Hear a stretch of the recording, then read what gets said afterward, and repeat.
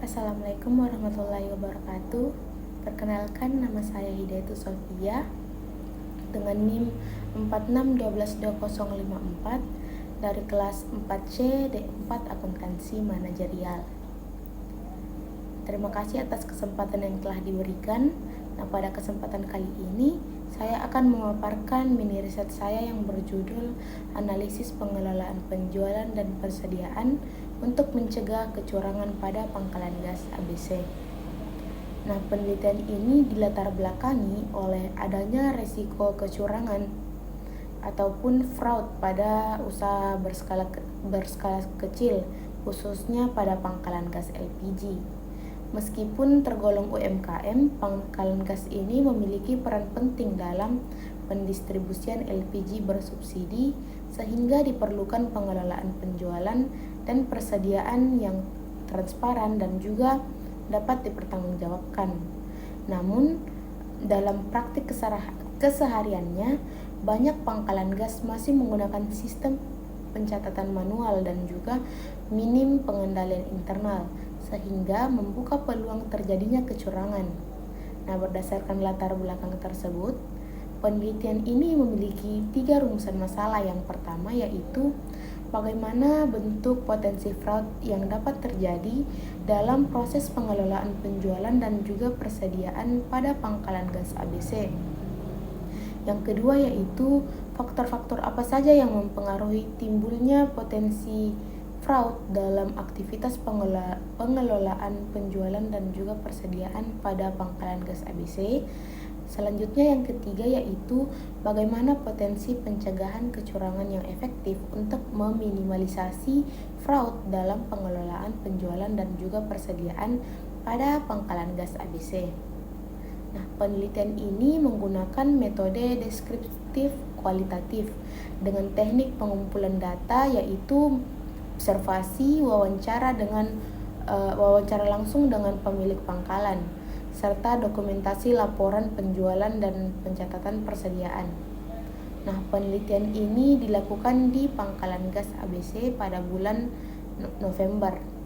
Nah, berdasarkan hasil penelitian saya, pangkalan gas ABC ini dikelola langsung oleh pemilik pangkalan dengan bantuan anggota keluarganya tanpa terdapat struktur organisasi yang formal. Nah, seluruh kegiatan mulai dari penjualan, pencatatan, juga pengawasan dilakukan oleh pihak yang sama. Nah, sistem pencatatan penjualan dan persediaan ini masih bersifat manual dan juga sederhana. Nah, menjawab dari rumusan masalah yang pertama yaitu terkait dengan bentuk potensi fraud, hasil penelitian ini menunjukkan bahwa adanya potensi kecurangan berupa ketidaksesuaian antara catatan penjualan dengan persediaan fisik. Nah, yang memungkinkan penjualan tidak seluruhnya dicatat sehingga terdapat selisih. Juga tidak adanya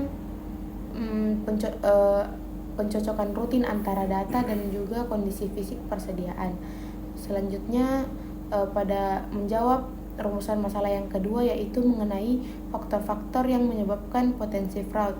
Nah, dari hasil penelitian ini menunjukkan bahwa faktor tersebut berasal dari faktor internal maupun eksternal. Nah, faktor internal itu meliputi lemahnya pengendalian internal, tidak adanya pemisahan tugas, serta tidak adanya pemeriksaan rutin.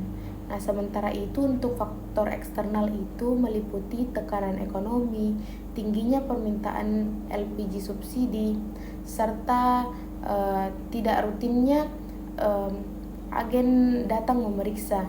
Nah, selanjutnya jika dikaitkan dengan teori fraud triangle, nah kondisi ini mencerminkan adanya unsur pressure, opportunity, dan juga rationalization atau rasionalisasi. Selanjutnya menjawab rumusan masalah yang ketiga yaitu terkait dengan strategi pencegahan kecurangan. Nah, penelitian ini merekomendasikan penguatan pengendalian internal melalui pemisahan tugas secara sederhana, penerapan pencatatan penjualan dan juga persediaan yang lebih sistematis dan juga melakukan pemanfaatan teknologi seperti pencatatan stok dan juga melakukan stock of name secara lebih rutin lagi. Nah, selain itu, pembentukan budaya kerja yang menjunjung tinggi kejujuran dan kesadaran terhadap resiko hukum juga menjadi faktor yang penting dalam mencegah kecurangan.